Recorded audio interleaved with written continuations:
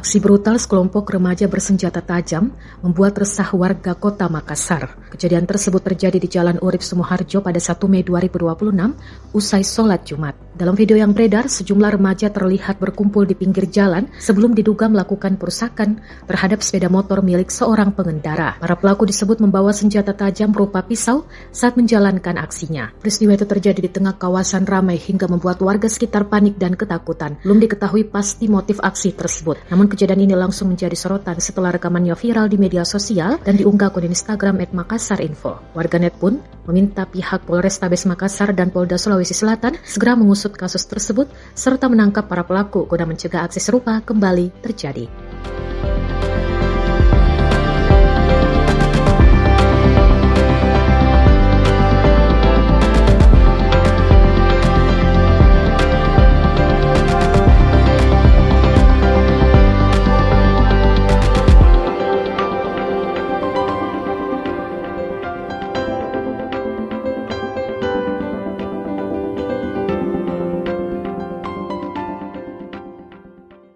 Download Tribun X sekarang, menghadirkan lokal menjadi Indonesia.